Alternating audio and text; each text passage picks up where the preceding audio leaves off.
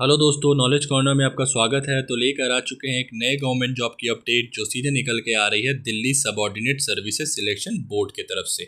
जी हाँ दोस्तों, Delhi subordinate services selection board की तरफ से court attendant S, court attendant L, room attendant and security attendant की वैकेंसी निकाली गई है। तो चलिए आगे इस वीडियो में जान लेते हैं इस वैकेंसी से रिलेटेड हर एक इंपॉर्टेंट डिटेल्स जो आपके लिए जानना बेहद ज़रूरी है। वीडियो को शुरू से अंत तक देखिएगा दोस्तों, और अगर वीडियो पसंद आए तो वीडियो को लाइक, चैनल को सब्सक्राइब, साथ ही अपने दोस्तों के साथ ज़रूर शेयर कर दीजिएगा। तो चलिए शुरू करते हैं।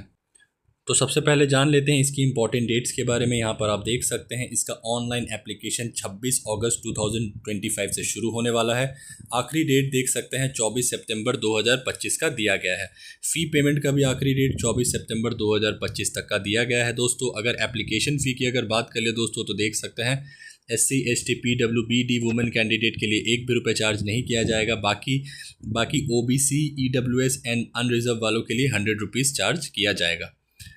एज लिमिट की अगर बात कर ले दोस्तों तो देख सकते हैं इसका एज कैलकुलेट 1/1/2025 के अकॉर्डिंग किया जाएगा, जिसमें मिनिमम एज 18 वर्ष, मैक्सिमम एज 27 साल अनरिजर्व वालों के लिए, SC ST के लिए 5 साल का, OBC के लिए 3 साल का एज रिलैक्सेशन इसमें भी दिया गया है। PWBD कैंडिडेट के लिए 10 से 15 साल का एज रिलैक्सेशन दिया गया है। यहाँ पर बात कर लेते हैं टोटल नंबर ऑफ वैकेंसी की, तो देख सकते हैं 334। अब बात कर लेते हैं दोस्तों इसकी एलिजिबिलिटी क्राइटेरिया की, जहां हम लोग एज लिमिट के बारे में ऑलरेडी जान चुके हैं। अब जानेंगे इसकी एडुकेशन वाइज एलिजिबिलिटी क्राइटेरिया के बारे में। तो देख सकते हैं मैट्रिकुलेशन पास और equivalent from a recognised board और industrial training institute pass certificate from a recognised institution, ये है इसकी एडुकेशन वाइज एलिजिबिलिटी क्राइटेरिया। अब जान लेते हैं दोस्तों इसकी वैकेंसी वाइज कंप्लीट डिटेल्स, जहां पर आप देख सकते हैं पोस्ट नेम भी मेंशन किया गया है और किस कैटेगरी में कितना सीट है वो भी मेंशन किया गया है। पोस्ट नेम देख सकते हैं सबसे पहले कोर्ट अटेंडेंट, जिसमें टोटल नंबर ऑफ वैकेंसी है 295, अनरिजर्व वालों के लिए 81, OBC के लिए 95, SC के लिए 23, ST के लिए 32 एंड EWS के लिए 64। कोर्ट अटेंडेंट एस देख सकते हैं टोटल नंबर ऑफ वैकेंसी 22, जिसमें 2 सीट्स है, अनरिजर्व वालों के लिए 13, OBC के लिए, SC के लिए 1 भी सीट नहीं, ST के लिए 2 सीट एंड EWS के लिए 5 सीट। कोर्ट अटेंडेंट एल की अगर बात कर ले, जिसमें देख सकते हैं टोटल सीट एक ही है, वो भी अनरिजर्व वालों के लिए। Room attendant H total 13 seat है, जिसमें 2 सीट है EWS के लिए और 11 सीट है OBC के लिए। Security attendant total number of seat 3, जिसमें अनरिजर्व वालों के लिए है 2 और 1 सीट है OBC के लिए। ग्रैंड टोटल देख सकते हैं टोटल 334 सीट है, जिसमें 86 सीट्स है अनरिजर्व वालों के लिए, 120 है OBC के लिए, 23 है SC, 34 है ST एंड 71 है EWS। दोस्तों अब बात कर लेते हैं इसकी एग्जामिनेशन स्कीम यानी इसकी सिलेक्शन प्रोसेस की। तो यहाँ पर आप देख सकते हैं मैं 1 बाय 1 आपके सामने सारा डिटेल्स कवर करूँगा। आप ध्यान से देखिएगा और अगर आपको कुछ भी डाउट हो तो आप मुझसे कमेंट बॉक्स में पूछ लीजिएगा। देख सकते हैं Delhi high court will conduct 2 tier examination, that is 2 tier for the post of court attendant S, court attendant L, room attendant H, security attendant, यानी 2 फेज़ में इसकी एग्ज़ाम कंडक्ट करवाई जाएगी। सबसे पहले Tier 1 का अगर स्कीम ऑफ एग्जामिनेशन देखें, जिसको हम लोग प्रीलिमिनरी बोलते हैं, टोटल क्वेश्चंस MCQ 100 आएंगे, टोटल मार्क्स भी 100 रहेंगे, टाइम ड्यूरेशन 150 मिनट्स का रहेगा। सिलेबस देख सकते हैं MCQ रहने वाला हिंदी का 25 marks, English 25 marks, general knowledge 25 marks, bilingual जो कि रहने वाला हिंदी इंग्लिश दोनों में, एंड एरिथमेटिक 25 मार्क्स यहाँ पर दिया गया है। There shall be 25% negative marking, यानी 1/4 के हिसाब से आपकी नेगेटिव मार्किंग रहने वाली है।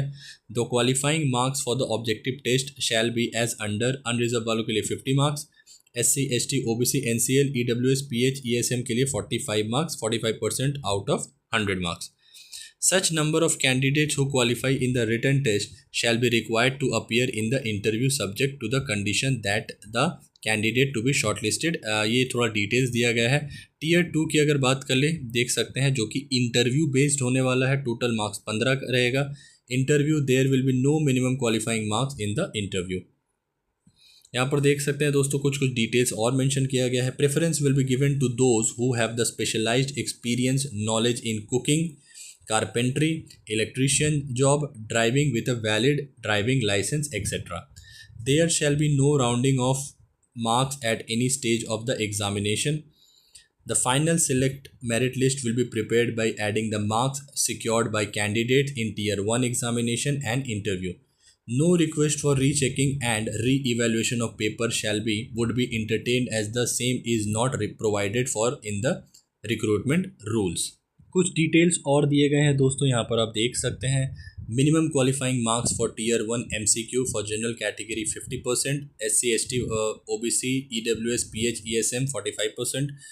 Tier 2 there will be no minimum qualifying marks in the tier 2 examination, 1/4 के हिसाब से यहाँ पर इसका नेगेटिव मार्किंग रहने वाला है। पेपर दोनों लैंग्वेज में आएगी, इंग्लिश एंड हिंदी।